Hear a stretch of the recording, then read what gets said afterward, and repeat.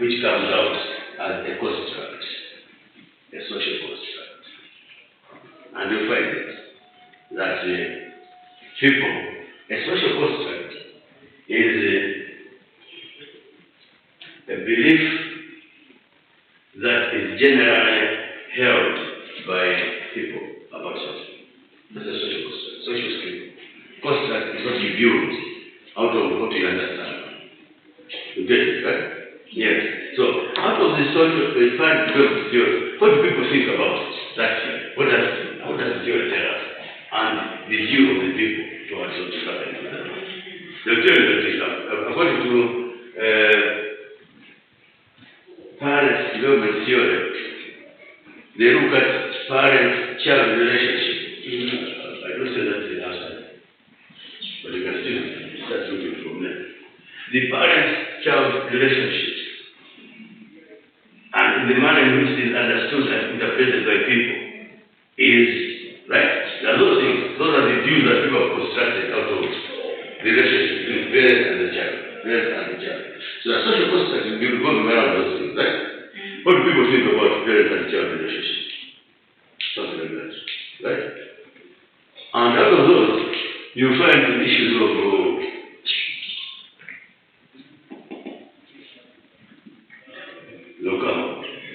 What do people think about child bonding, for example? Child tells your parent. We're talking about bonding. We start with parent, child, right? Is that clear? When we talk about bonding, we start with parent, child. When we talk about attachment, child, parent. That's what it is also not something like that. So out of those, you have to find whatever it is. Just hope that you put in your notes right whatever it is. Maybe when I stop you, then we can do. When is it due? That's it. Is that too soon? No. That's okay.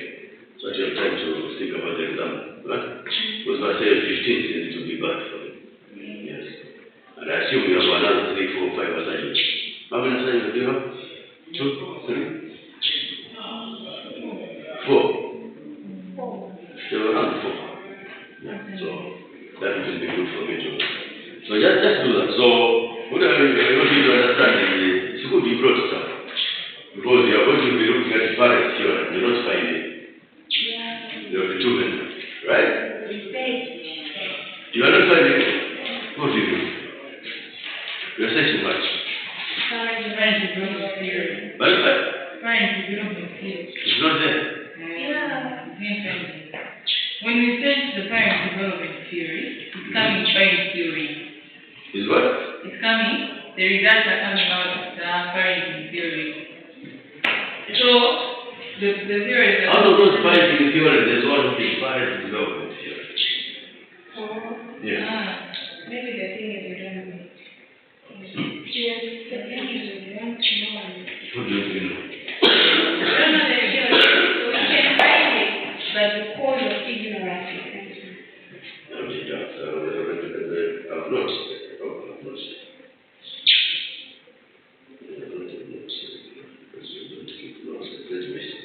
I'm serious. So, but for sure I can't be wrong. Forget about it. Huh? No, I thought it. Didn't I? You did. Yes. You say you can't find it, that's what I'm saying, don't you? Let me see. I'll go. I keep them somewhere.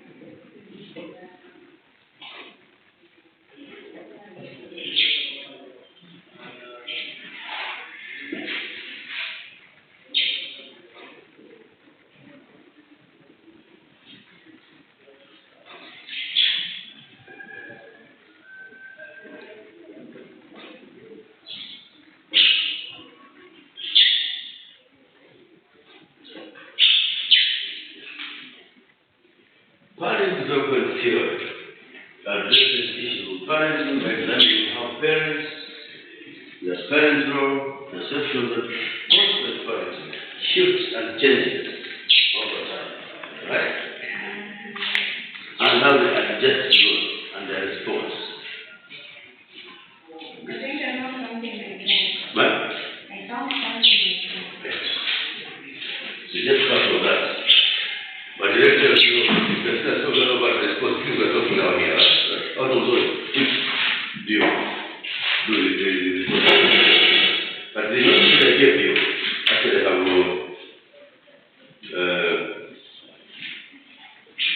and when you check parenting theory, they'll take you to several good things, benefits, authoritarian, this and that. That's nonsense. We're going to parent development. Well, that's what gives you the social context in which people understand parenting, right?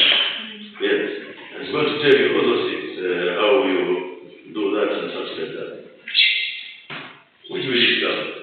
And the issue of social context, whatever it is, they're quite elaborate in that.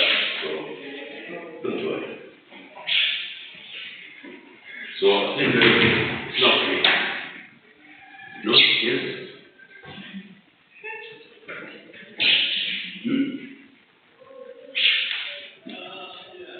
No, yes. Sabrina, how are you?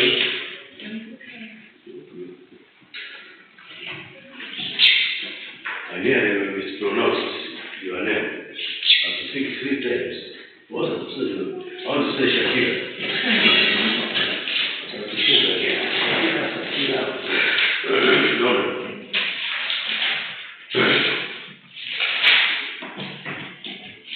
Now, let's look at the one thing. We've looked at the issues of supportive parenting. And you remember last time I mentioned about the behavior of children is best built through the consistent use of certain things that you do, right? How consistent you are about something builds into a habit and stays with the child and continues that particular child. And at the same time, if the consistency is not there, then we are creating a situation in a child which actually may disturb that child's growth and development. Now, what do you think can inhibit or prevent an individual parent from being responsible to a child? What do you think would be there?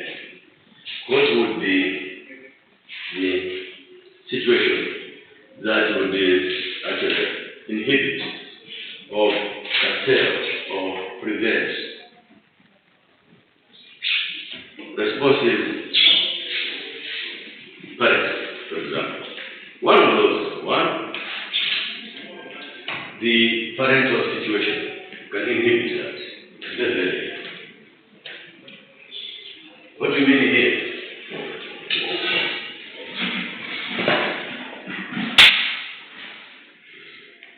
Parental situation. What about parental situation? What do you think could be? The key to this one. That's good. Circumstances that is experiencing space. Circumstances that is experiencing space. Yes. So sometimes children are not able to get the best of themselves because of circumstances around the situation of those parents around, either in the home or as individual parents in that setup. For example, issues of depression. If a parent has a mental issue, that parent may not be able to be responsive to the situation or the condition of the child, right? So you have issues of, say, depression, for example, as I mentioned. And what else? The worst part of it is poverty, for example. You may not be, but you may, even in poverty, you cannot respond. Right? It's just one of those things. But I think we are going beyond just the response to the child's needs based on material needs. We're looking at issues of emotional needs, for example, right? how you deal with the child and you nurture the child in a manner that enjoys that emotional growth, emotional health in God, something like that. So, poverty will not be an issue. Anybody who's disputing that? Anybody? So, even in poverty, parents can be responsible. No, yes. No, they can't respond. But it would depend on how. First of all, Forms, yes, I understand that. which form is the poverty? Because if we can take that the parents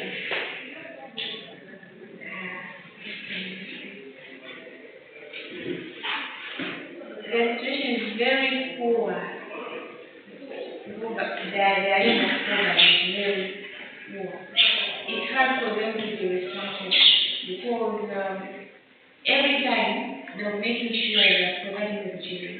And maybe every time from morning they'll be out of the house, children are left at home. Children may lack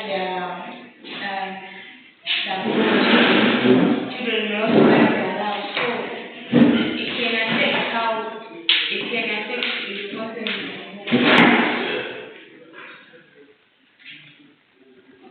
Yes. I'll wait for you. Yeah, yes. So,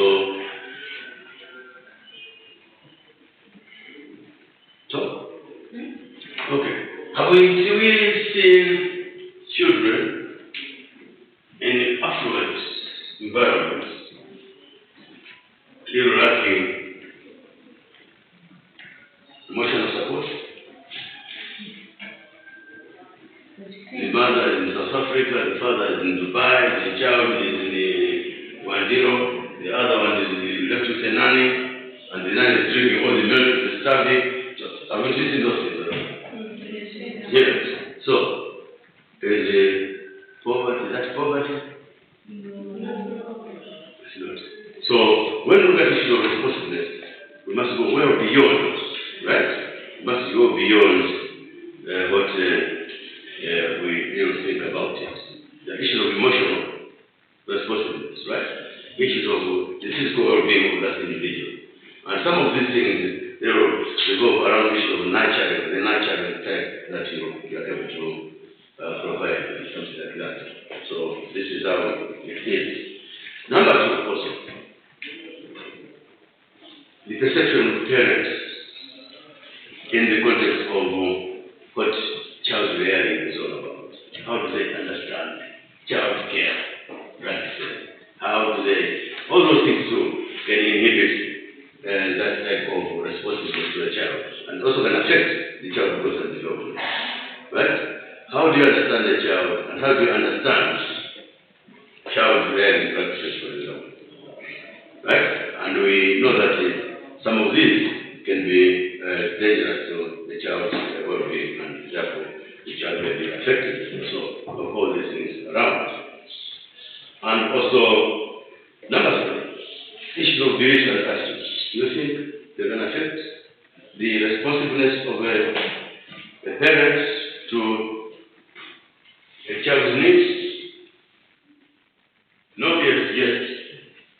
We've heard of some churches or religious organizations which say don't go to a healthy facility when a child is sick, right? That's not responsibility. That's responsibility, lack of responsibility. So the child, if the child is sick and you are told, I think last time we mentioned about the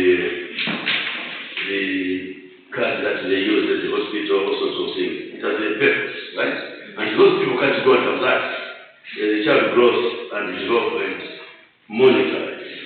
Naturally, they are endangering the life of that particular child. And it means that child may not be able to attain all the growth milestones and something like that. So, these are some of the conditions which actually may bring that type of situation where a child is affected negatively and is growth and development also impaired in one family. So it is important that one, responsiveness must go in the issue of sensitivity. How sensitive are parents about the condition of children? That's one thing. And also, how sensitive and knowledgeable are parents on issues of care practices.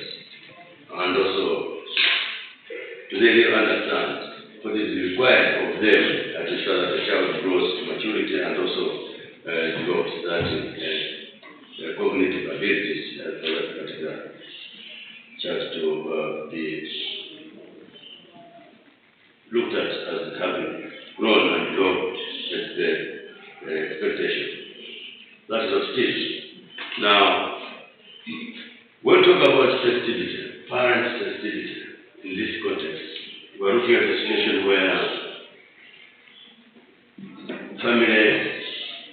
families are able to look at a child from an interactionist point of view, right?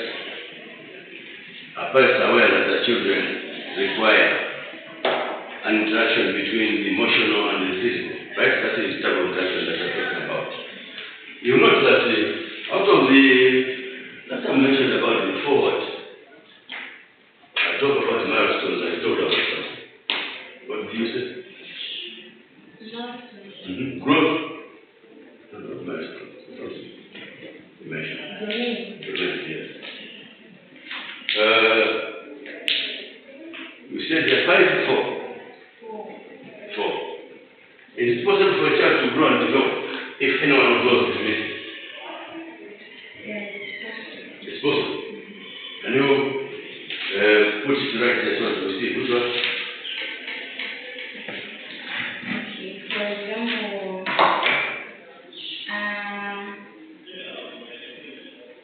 we have physical. So your friends can help you. You can start one by one. One physical is your subject. Physical.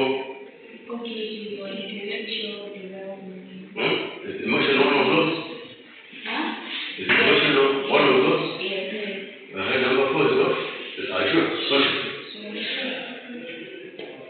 And that's all.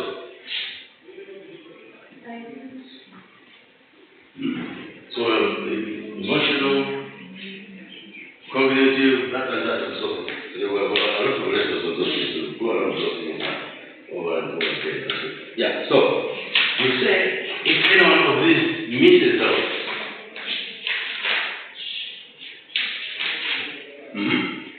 so the child will still be, that's fine. For example, on physical development, physical is more the development of the physical body and how the child uses motor skills, fine emotional skills. It can happen that the child is unable to Mention something. Fine motor skills, right? What else do you have? growth. Okay, so your gross motor skills. Yeah, good. Go ahead. So in development, physical development, it is said that the child is developing physically. The child has to be able to use those skills, fine and motor. So it can happen that the child is able to use those skills, but emotionally or socially, the child cannot. So social domain means how the child interacts with others. So the child can grow those things, but he cannot interact. He can just be in the house like this, playing with different things. That means the child is using those motor skills, but the child cannot go out and interact with others. Social. Is that a serious issue? It is. So it's okay. You can have a child minus this, that's why it's still a child. Huh? I don't know. It's a child, yes, but it can create a lot of problems. Because sometimes for those physical, fine and motor skills to come up, the child needs to be social. the child needs to eat. So you are agreeing with my assertion that for a child to grow, all these things must be practiced. Any minor of that does not complete development. I agree. I think that's what I said. So what I said was the issue of, when we talk about sensitive parenting, we're looking at the issue where parents are able to understand that the wholeness of the child depends on this. Right? That's the wholeness of the child. Anything minus that, the whole will not be complete. Right? And also, the child must understand that each one of these have stages of development, right? At what time and point in their life those children should go for those. If a child gets up to around 5 years and cannot really utter one word, something is seriously wrong with that child. And I think when we approve this 1 minute, our next topic will be looking at the learning and disability. Time permit to do that out. So that's what we are trying to look at. So the issue of responsiveness is also manifested through the sensitivity of the parents towards that particular child. By responding to the needs of the child through those or the domains. Do you think why do we just talk about this? Is an emotion not part of cognition? No.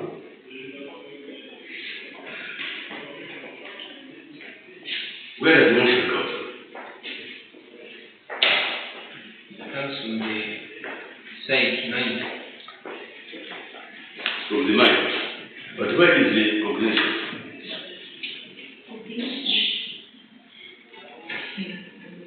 It's coming from the brain.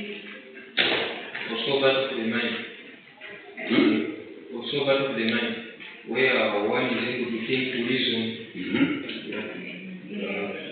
right, for her understanding abilities.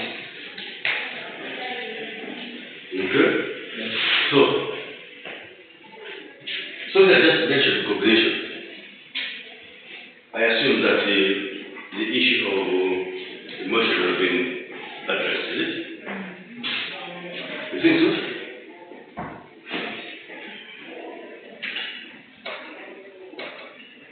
No? We didn't say that. Alright. And emotion is a reaction, right? To something. And that reaction to something emanates from your understanding of that. Right. And that's what it gives you your action, what you want to do. That's what it is. So it's cyclic, the way it is. Right? Yeah. So this is how we look at that. And let's look at the issues of regulation. Talk about the issues of self-regulation for a child, but also parents also need to be aware on how to regulate also the issues of the child along those domains there, so that the child actually is able to grow and develop. Once we look at this, it takes us to something very interesting. Within the same thinking.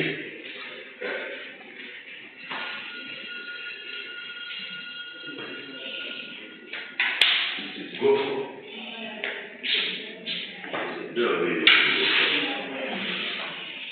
Come to something quite big and interesting, or to go effort for control.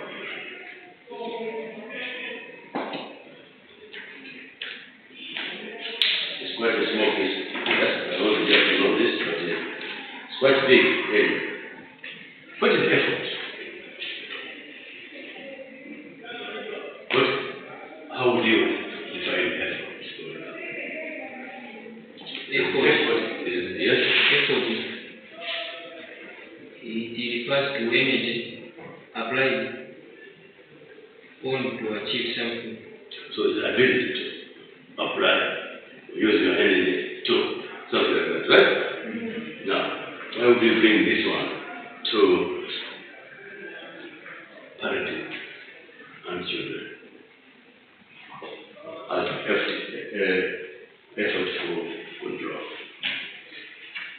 And when we talk about this, we're actually looking at the same issue. Your ability to use, right? Whatever energies you have to get a result, right? Now, in parent-child relationship, sometimes there is this sort of effort to control, which is actually your ability or your energies sometimes to inhibit the ability of the child not to realize that the child was, right? As a parent. In other words, parents too can be a stumbling block to their children's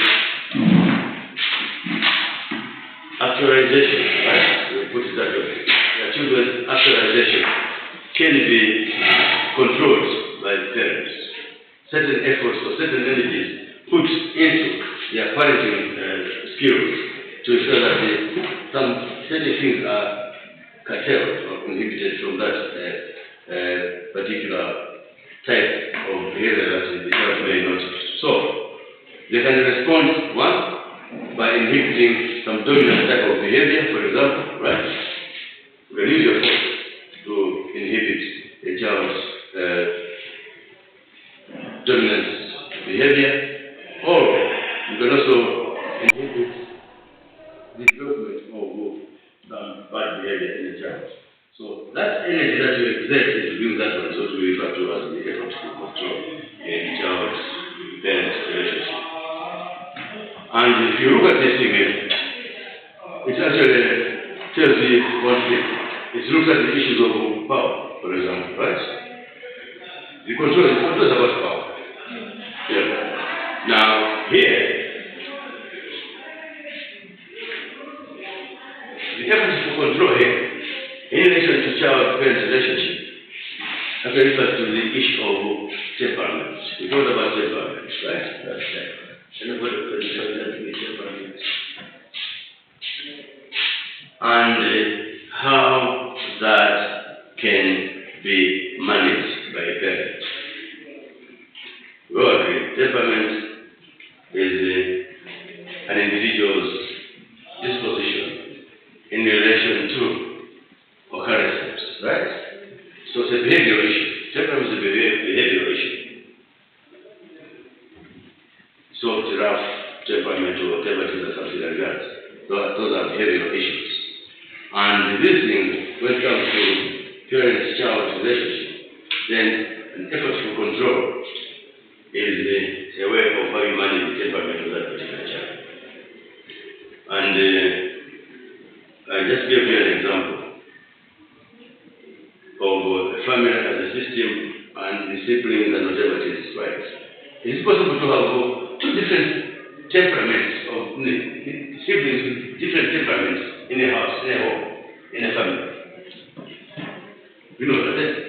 I don't know about they just grow off and something like that. And some of them are so poor, and all those things are something like that. And you can tell from the way the parents address the siblings in New York. It also tells you about the certain characteristics of those children in that theory. For one person, it's a small child, and you go to something like that. Something you tell me this story. Why? Something like that. A grandma was a small child. It tells you that story about it. So, in the effort to control, we also try to manage the temperaments of individuals in the home. So here, we're talking about the issues of effort to control. As a parent, we are looking at the shifts in the temperaments of people, or rather children or siblings in the home, and we're trying to control those by trying to regulate them to meet what you would assume is your family value, or something like that.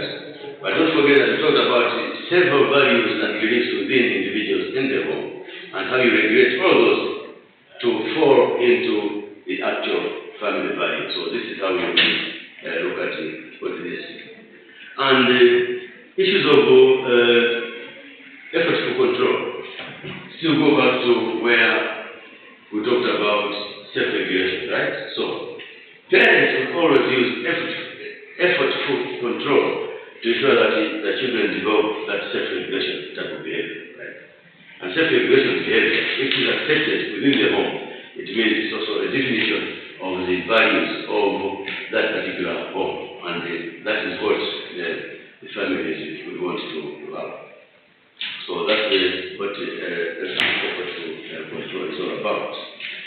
And in most cases, if you check, you look at the behaviors of children and where that control begins, somewhere between 6 months onwards, right?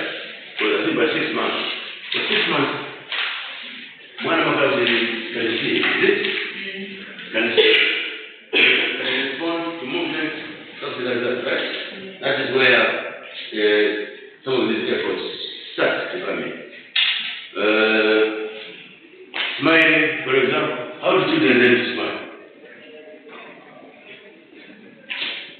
Most of the people maybe have not experienced it. You have children that you can experience with, no, okay. But how do they learn to smile? Can a child smile when the mother just... No. Yes, I think that's just that won't be enough.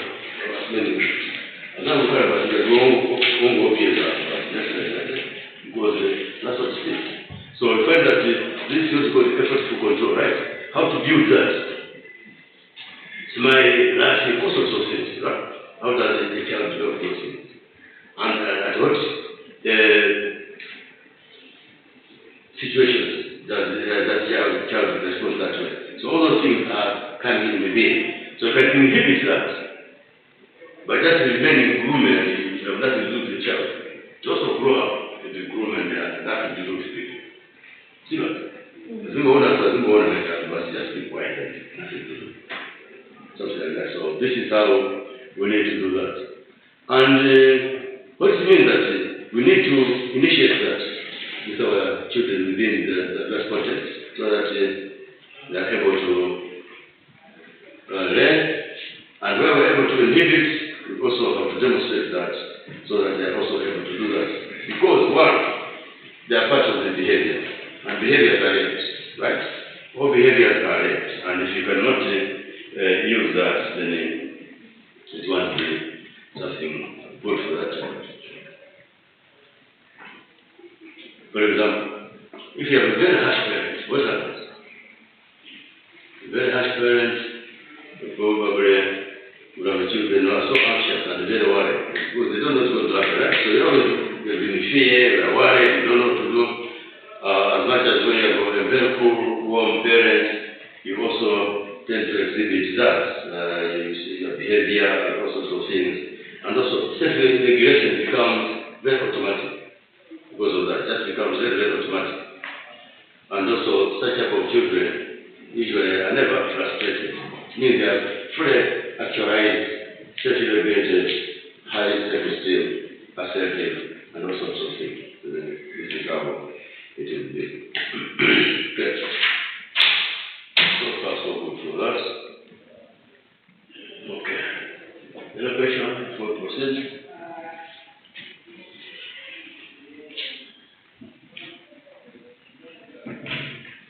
So, 20 minutes, okay? You have questions or something else we shall continue?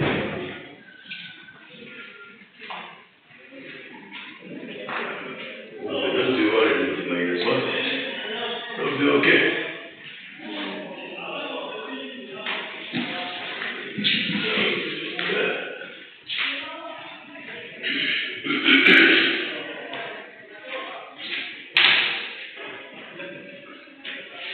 Now we shall be looking at something which I think is important. There is going to be absolutely important to you as some people who are dealing with issues of elderly. And we know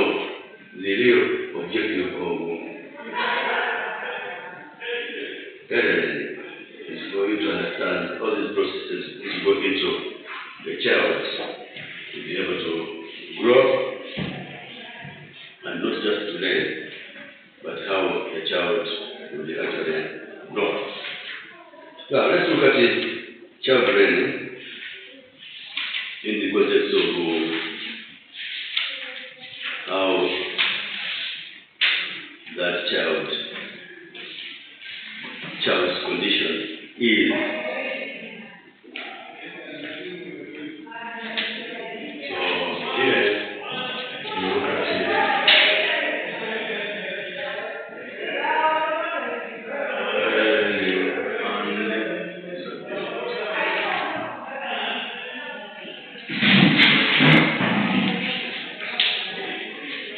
can the condition of the child affect that child's learning? Yes, in several ways. The condition of the child can affect the learning processes of that child. And learning, as we know, is broad. And also when you look at our theories, it's quite broad. Now, we need to understand a few things. When we talk about the disability, what is it? Is this disability inability, or what is it? So let's start first with what is disability. Let me look at that. We have quite a lot of definitions for disability. So today we look at what disability is. And because we're not doing disability studies, I'll just be brief to a point so that you are able to understand what it is, right? It was going to be part of your responsibility to deal with children, or you are supervising people who are dealing with children, and these are things you'll be looking at. What are they able to do? What can they do, and such and that? So indeed, disability is actually a condition. Any condition. It is any condition, not just a condition, but any condition that any condition of the body. So here, we're talking about disability as a condition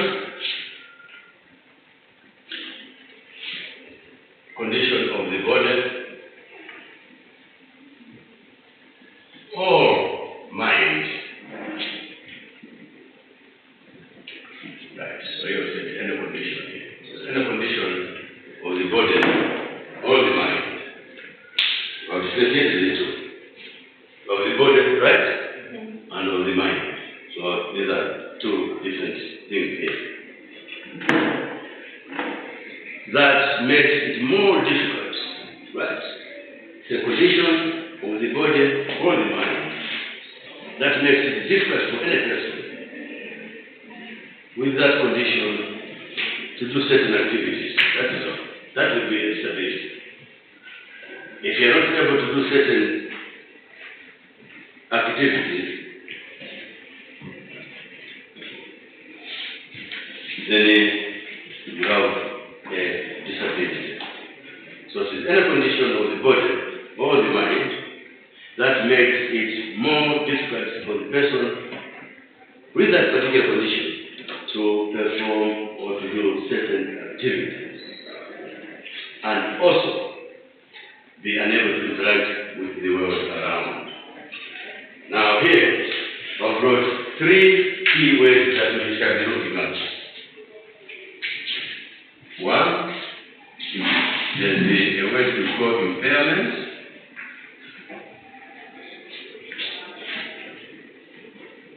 There's other one we call the activity limitation or functional limitation. And also, there is what we call the actual limitation in participation. So three things that we deal with here. Participation,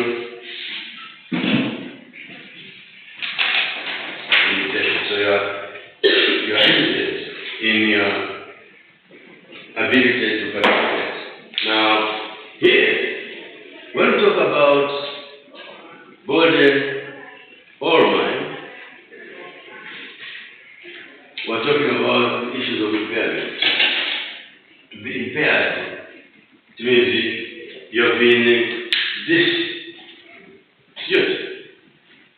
You have the ability, right?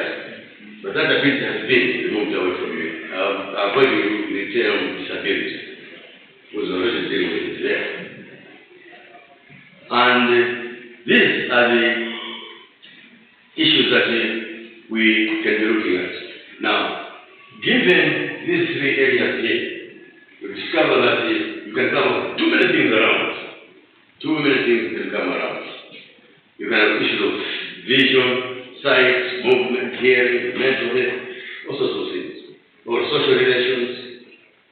You can subdivide these things and attach it to any one of those three. Now, when we talk about a disability, that's why it becomes very, very difficult to talk about an individual as being normal. No. We don't allow that. There's no abnormal person and there's no normal person. Do you think of a normal person? What abnormal person? We don't. We don't. All persons are persons. Right? Except that your personality is like a story or defined along these lines.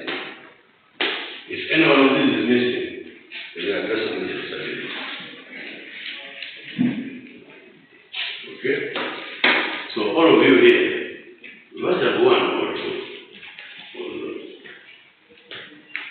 She has one already.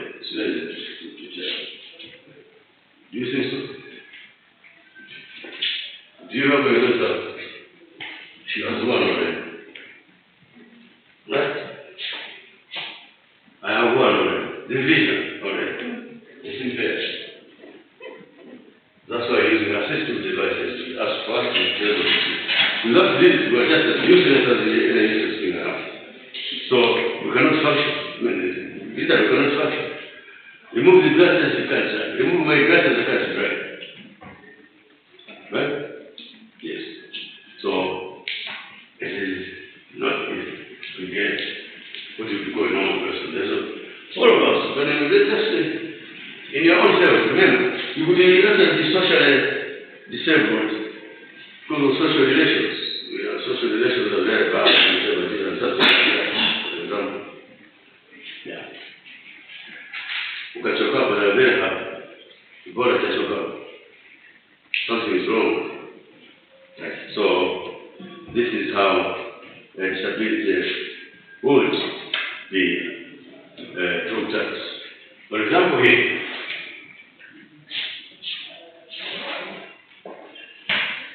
is it possible for an individual to fail to participate because of some restrictions? That's a disability. Right? You're supposed to play basketball. Basketball requires height, and whatever it is. And if you cannot meet that benchmark, then you're a person with a disability in relation to basketball, right? That's what it means. And that becomes a participation restriction or limitation. Equally true if you are not able to hear. I mean, it will be very good, okay? Don't even hear. So people do things you don't even hear. Whether they are laughing at you or talking about you, just keep quiet, no problem. But that's a disability. One, if they say choose one thing.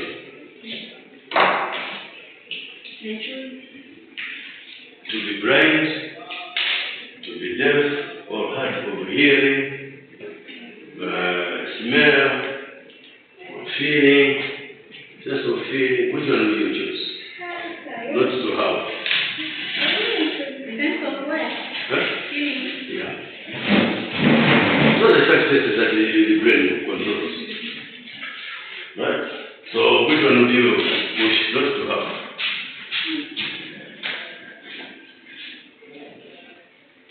Nothing. I wouldn't choose anything. Smell. Sometimes smell. So just eat food, that's all. How to taste, that's a different issue. Maybe the taste can take it. But the aroma, whatever it is, will not be there. And maybe feeling. Remove the feeling. Then,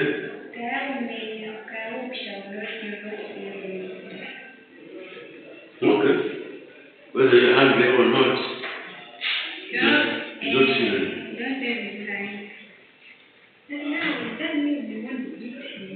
You don't. So, you can see what this is all about. So, when you look at this, you find that when you talk about disability, it's very, very wide. Yes? It's just too wide. It's not about what you can see in an individual, whatever it is. 3/4 of the problems are sometimes mental, right? People's minds and brains and how they function and all sorts of things. So, find that it is very, very wide.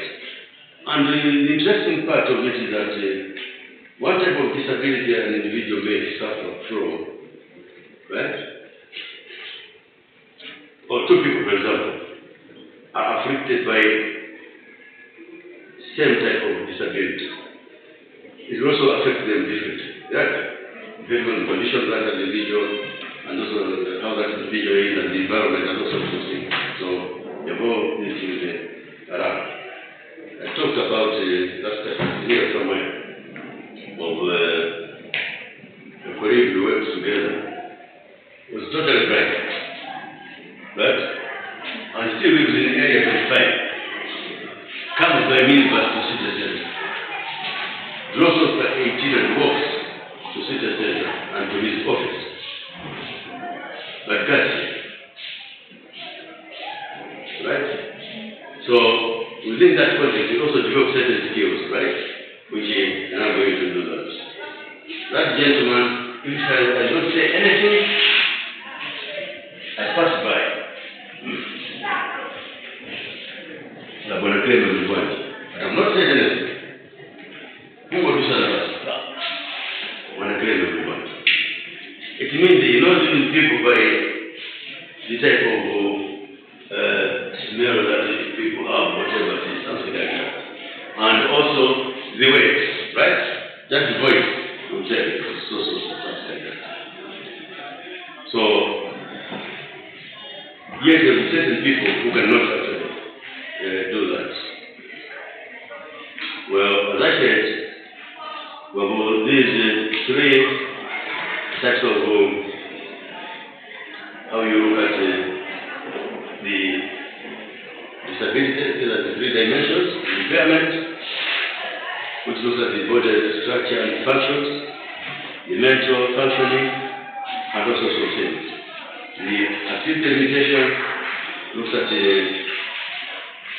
like hearing, seeing, walking, all those things. And the limitation in participation is the I cannot do certain things normal and something like that. So it's a long subject matter, because from here we're now going to look at preschool and disability, how do we do it and all sorts of things. So here we go here. But we continue for the next week. But 2 weeks to go.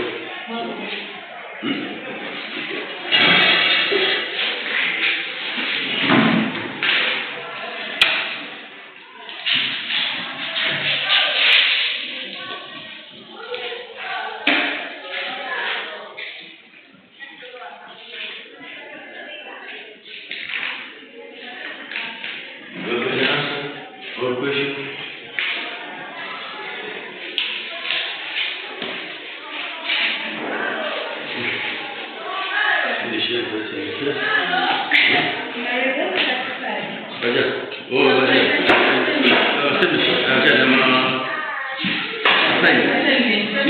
Those things I'll tell you the question in the computer, but yes,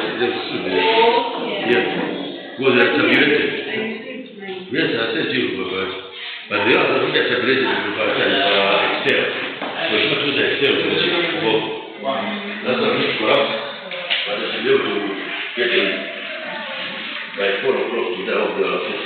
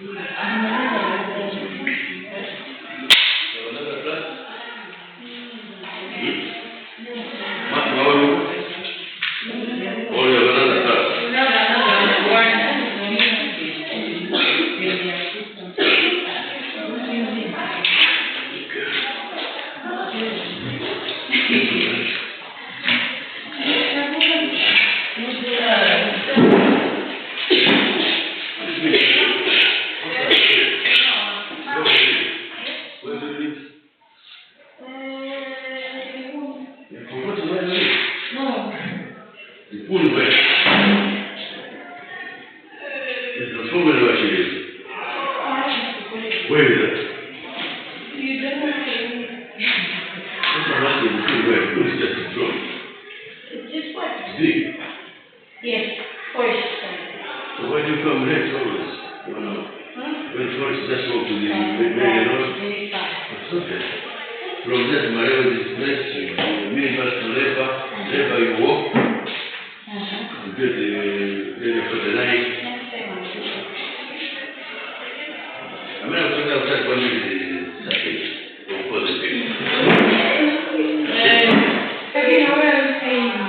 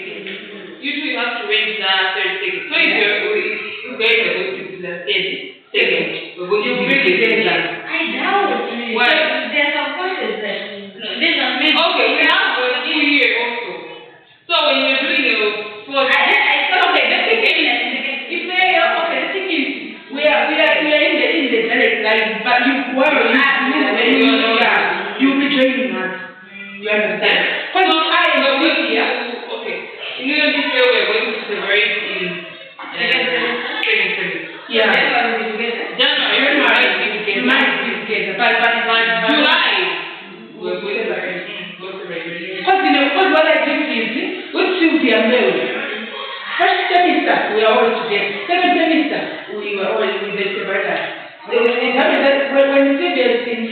second, first, I was in first, second. That's where I was. When I was in first, I was in second. I was in second, first. Julia was second. I was in second. Second. You understand what I'm saying? Okay.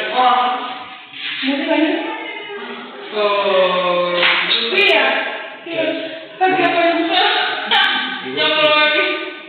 Okay. What is that?